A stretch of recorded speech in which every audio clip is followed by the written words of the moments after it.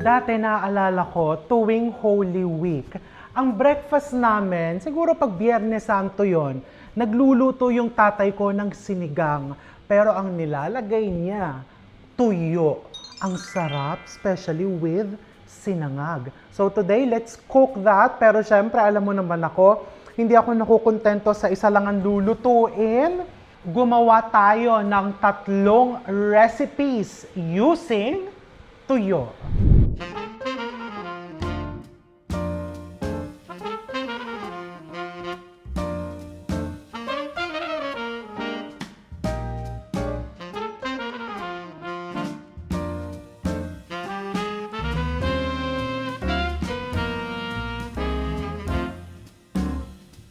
Let's start with the sinigang. So, eto pala muna, yung tuyo, so binili natin kanina yan sa palengke, tapos inihaw. So, pagka-ihaw niya, binalatan natin yan, tinanggal yung ulo. Okay? So, ayan, ginawa ko kanina yan.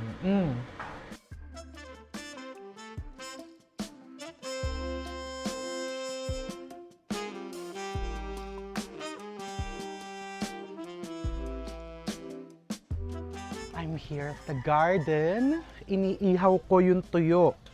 So, kaya natin iniihaw yan to bring out the flavor, to give it the smoky flavor. Tapos, pag sinigang natin, hindi siya magkakalasog-lasog kasi maski pa paano, nag-seal na, naluto mo na yung labas. Ang sarap. Actually, yan nga, pwede mo nang kainin yan with sinangag. So, ihawin mo hanggang medyo, ayan o, matusta mo yung labas. So, dadagdagan ko na yung iniihaw natin para maski yung dun sa tuyo fried rice, I'm going to use the grilled tuyo para may smoky flavor. Diba? Para hindi mangamoy tuyo dun sa loob. O, ihawin mo dito sa labas. Maya-maya, tinawag ka na ng kapitbahay mo sa barangay. Charot. So, eto na siya ngayon. Actually, katulad ng ginawa namin, 1 kilo of tuyo, isang ihawan, isang balatan. Pwede mo naman i-ziplock yan and then store it in the freezer. So, magigisa na ako ng bawang sibuyas until brown. And makikita nyo ha, ang ginagamit kong pampaasim is etong tamarindo from Batangas. Binili ko sa palengke ng Batangas City. Marami po ako niyan sa ref. And tingnan mo ho, ilang months na to? Ang tagal na nito, no? Last year pa, buhay na buhay pa din. So gusto kong batiin ang mga taga Batangas City. I love you all. Babalik ako dyan soon dahil mukhang paubos na ang aking tamarindo. Ayan, so pag medyo nagbabrown na yung bawang, ilagay natin ang sibuyas. Ayan, kalahati lang. And ilagay na din natin ang kamatis.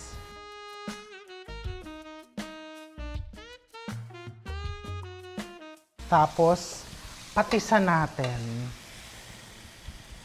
The usual sinigang lang to. Ba't ba iniisa-isa ko pa instruction? So basically, isigang mo yan. Pero ang ilalagay mo, tuyo. The most important step is yung ihawin mo yung tuyo. Okay? Ayan, so igisa lang yan, tapos ibubuhos ko to, sasalain ko pati hot water. But of course, you can use sinigang mix. Ibuhos na natin, pero hindi natin ibubuhos lahat ha, kasi maasim. Buhusan lang natin ng kalahati. Ano yung kalahati? Gawin mong tamarind iced tea. Sarap yan. Actually daw, hanggat may malagkit pang ganyan o hindi pa na-extract lahat ng flavors. So, meron pang, may makukuha ka pa dyan. So, pakukuluan mo lang ng pakukuluan. Okay. So, eto, wag mo masyadong timplahan, wag mo masyadong paalatin yung sabaw kasi nga, yung tuyo is maalat.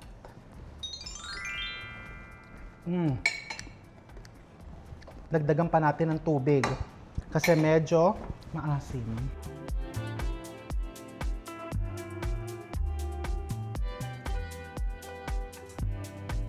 Ayan, put the sili, the gabi. Lagay na din natin ng okra. And maglagay na din tayo ng tuyo. O, di ba? Ang ganda. Pinakahuli po natin yung kangkong. Ah, di ba? Hayaan natin sila dyang mag-simmer. Pwede natin takpan.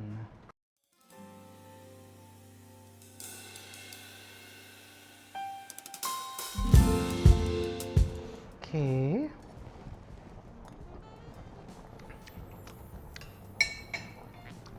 Medyo matabang. Lagyan natin ng konting patis. And then, sa akin, pwede na to. Mamaya ko na ilalagay itong kangkong para fresh siya tignan. So, ilalagay ko lang to dito sa isang tabi. Okay. And then, let's do the next recipe. Gumawa tayo ng tuyo pasta. Pero, medyo iba dun sa ginawa natin last year. Kasi yung ginawa natin last year is oil-based. This one, let's make creamy tuyo pasta.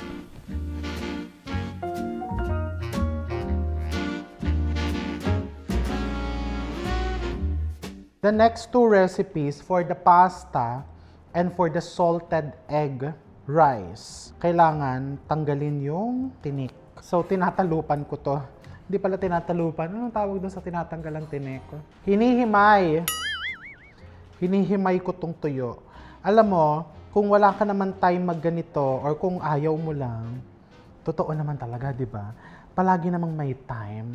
Pinipili lang talaga natin kung sino ang paglalaanan natin, sino at ano ang paglalaanan natin ng oras. Di ba? Oh, totoo yung hugot na yon. Bumili ka niyang gourmet. Chef RV Gourmet Tuyo. And then, pwede mo din itong i-food processor.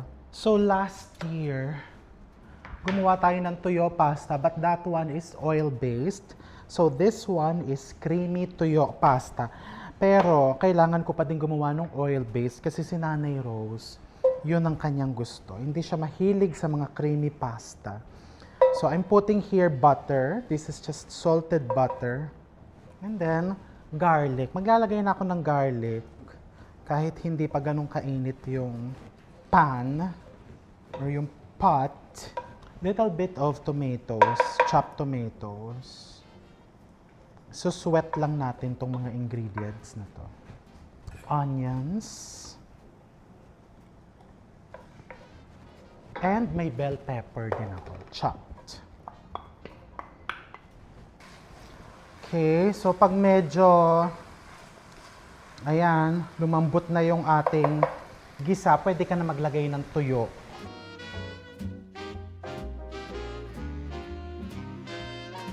And then, i-deglaze natin with white wine. Makakatulong din yan na magtanggal ng lansa kung meron pang natira.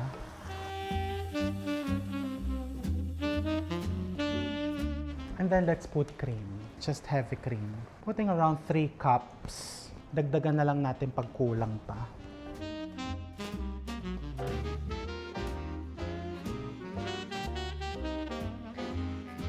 Babato ko na din dyan dito yung cream cheese. This is just a cup of cream cheese. Para matunaw na, mag-blend together. Okay, let's bring this to a simmer. And then dito naman sa kabila, gawin natin ang oil-based pasta ni Mommy Rose. Ang gusto niya is olive oil lang. Teka, kukuha ko ng olive oil. So, olive oil. Lagay mo yan tuyo dyan sa gilid. Bawang. Low flame lang po ito ha, para hindi pumait yung bawang. Bubukas ako ng isang gourmet tuyo kasi feeling ko wala na akong gagamitin for fried rice.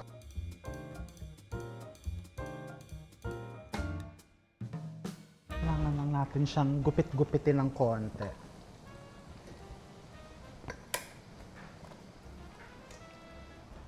Ayan, pinapalambot natin ng konti yung tuyo dito. And ito din, lutuin natin yung pasta noodles. So, for the creamy pasta, I'm going to use, this is pappardelle. Mas makapal po siya compared to linguine.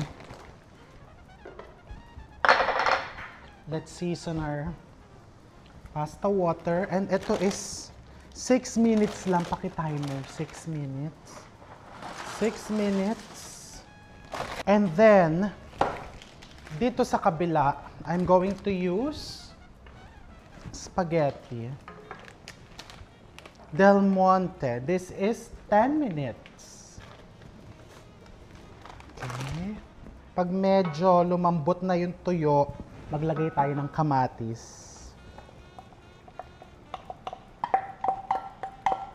Ayan, tapos simmer lang. Ang nakalimutan ko is chili flakes.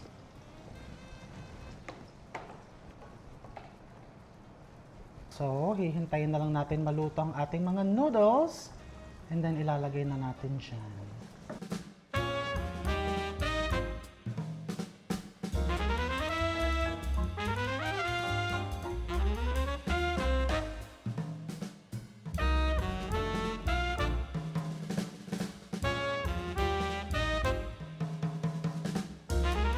Okay, so hahanguin ko na tong isang pasta. Pero bago yan, buhusan ko muna ng konting pasta water.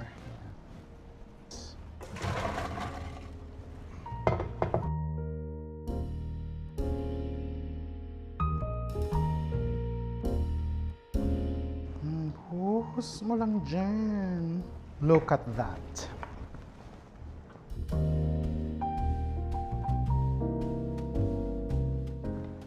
Okay, 1 down. Actually, this one, hindi ko na siya sinison with salt. Kasi well-seasoned naman yung pasta water natin. And then you just garnish this with spring onions. Eto, hihingi ako ng kalat ko ha. Pagka ganito kasing ang daming niluluto. Hihingi ako konting pasta water. Bubuhusan ko siya. Buhusan lang natin yan. Okay, tapos tikman natin. 30 seconds na lang yung pasta. Ang sarap. Eto nga, parang gusto ko ng tikman. Pero what we'll do is takpan muna natin. Takpan lang natin para hindi mag-dry. And then this one, hahanguin na natin.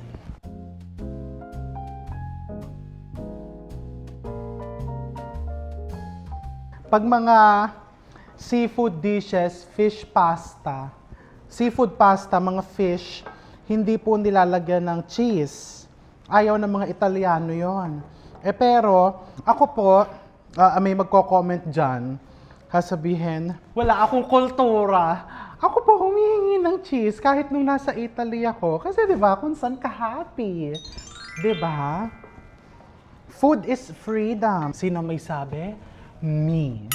Ayan, so gawin na natin yung fried rice.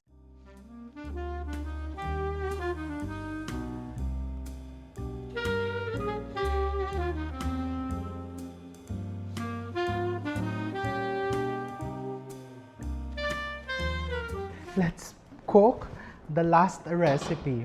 So this is tuyo fried rice. My favorite. Lahat na lang favorite ko, no? So ito is, you need a very hot wok.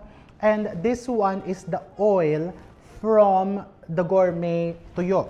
Pero kung wala kang ganito, ang gagamitin mo is fresh, walang problema. Ako lang nanghihinayang. So I'm going to use this. So you need your tuyo, you need your eggs. 3 eggs. And of course, you need your rice. A little bit of onion. Little bit of garlic, minced garlic. Your tuyo. Spring onion.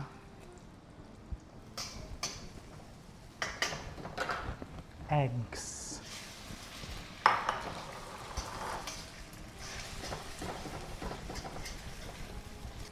May turmeric powder ba ako? May turmeric powder. Kasi yung iba, they like na parang, alam mo yon, manilaw-nilaw. And this is rice na bagong saing but I'm using long grain rice. Ayan, kailangan mainit na mainit ang wok mo. Sprinkle of turmeric powder, just a bit. Okay. A little bit more oil. Sama na natin yung bawang na yan.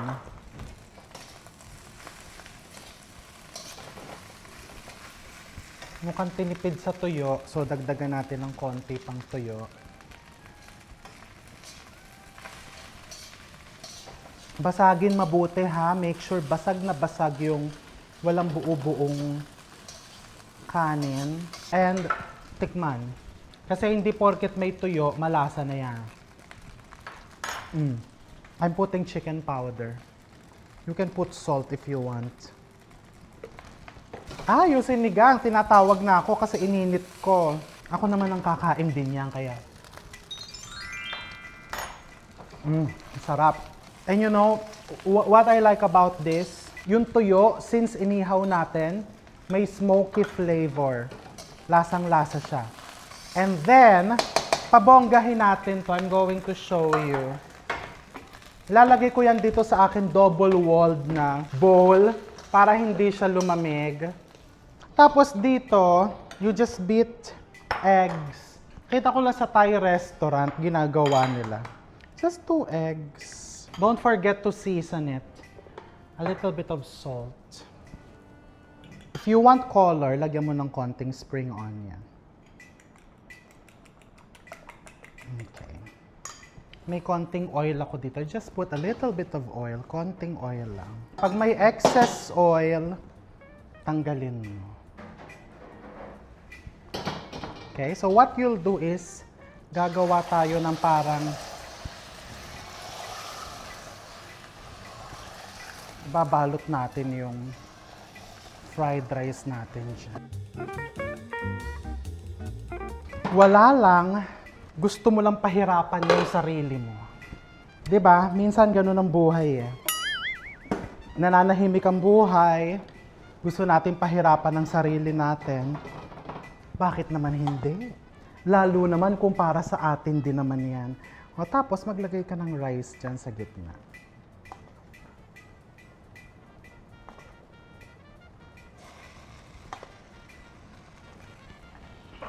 Naman ng spring onions. And then, iisara mo yan. Nako, pinatay ko na yung apoy ha, mukhang masusunog ko. Mainit po yan ha. Huwag tayo magpakabayani. Ay, nabutas. Teka. Anuhan ko ng konting mantika yung ilalim para siguradong matatanggal ko siya. Kung medyo, ako pa pinractice ko po yan kanina, kung medyo ikaw ay nagdududa, practicein mo munang konti ang kanin sa loob. Pagkatapos mong pahirapan yung sarili mo, sige, nakunan mo ba ng mabuti? Hindi. Kasi kung hindi mo nakunan, gagawa pa tayo ng isa. Gumawa tayo ng isa dito ka sa likod. Kinakausap ko si Dan, yung cameraman. Habang yung sinigang natin doon, ayan labog na yung gulay. So uunahan ko na kayo, magko-comment kayong labog na yung gulay. Yes, I know, my dear. Sapa. Pa-konti-konti ang lagay. Di ba? It's nicer, bigger the second time around. Kaya don't give up. Magkano lang naman ang itlog? Pag mainit po kasi yung wok, talagang kusa pong hihiwalay yan. Pag nabutas, okay lang yan. May chance pa yan. Basta maiibaliktad natin yan sa pinggan. Sa Thailand po, usong-uso to sa mga fried rice, sa mga pad thai, kasi po, nakakatulong, I am proud of myself, nakakatulong po ito na hindi basta lalamig. Ayun, may butas na konti. Ano bang ginagawa sa butas? Tinatapalan.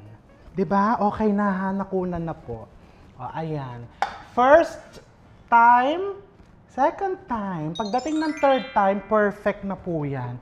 magpapapicture na ako para matikman na po natin itong mga niluto. Pero ito po, ilagay muna natin yung kangkong. O, labog na yung gulay ko. Takpan natin yung labog. So, ayan ang mga niluto natin. Sinigang na tuyo, nagluto tayo ng pasta, 2 klaseng pasta, and nagluto din tayo ng tuyo fried rice na pinabongga natin. In short, anong ginawa natin today? Nagpabongga tayo. Halika! Halika dito! Ano yan?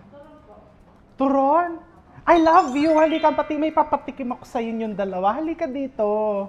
Kasi may turon kang dala-dala. O, tingnan mo ha. Yung fried rice. Pag binuksan mo yan, fried rice ang loob niyan. And dahil may omelette yan, hindi siya basta-basta lalamig. And ito naman is tuyo sinigang. Ano, masarap ba? Lasang-lasa po ito yun. Complete na siya For breakfast. Anong masasabi niyo? Perfect po for breakfast po. May tuyo, tapos may egg na po siya. May lansa kang natitikman. Wala po eh. Alam mo kung bakit wala? Kasi si Ange ang naghimay niyan. Yun po yung nagpasarap. Napunta sa kanya lahat ang lansa ng tuyo. Kaya pala, wala tayong natitikman, pero meron tayong nakikita. Ganun yan. Diba? Ang sarap. Tsaka tingnan mo, perfect yung kanyang presentation. Yung pagkakamalaki may fried rice. Yes. Alam mo na may fried rice agad. May surprise. Yes. Oh, sige na, magliligpit na kami dito. Thank you po. Ito, gusto mo tikman itong sinigang na tuyo. Dear, natatandaan mo dati yung breakfast natin. Sinigang na tuyo. Halika dito, Tony, tumikim ka. Si Tony is our head baker. And balita ko, hindi ka mahilig sa malansa. Ito lahat. Tuyo. Sa malansa. So ito, lahat to tuyo. Sabihan mo ako kung malansa ba o hindi.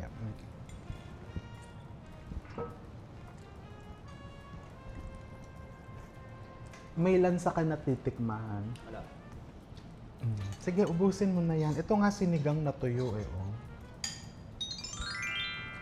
Anong masasabi mo? 'Di ba? Balance na balance siya. Ikaw, ano masasabi mo? Sakto lang. May nalalasahan kang lansa. Wala pa. Wala. Yung parang, yung sa sabaw. Medyo maanghang lang. Maanghang. Kasi ginupit ko yung sili. Kasi gusto ko maanghang yung sabaw niya. Pero okay lang. 'Di ba? Bumano yung anghang. Oo. So, perfect yan for Holy Week. Or, pag Friday, pag medyo nagko-cost cutting ka, pwede yan. Or simply, gusto mo lang ng ibang luto para sa tuyo. So, what are you waiting for? Gumawa ka na nitong, ano ba itatawag natin dito? Hindi kasi pwedeng tawagin 3 ways kasi 4. Tuyo buffet. We'll see you. Magpaalam ka na. Okay pa. Baka may gusto kang batiin. Wala lang pa. Wala kang gustong batiin. Nakita ko meron. Yung karelasyon mo.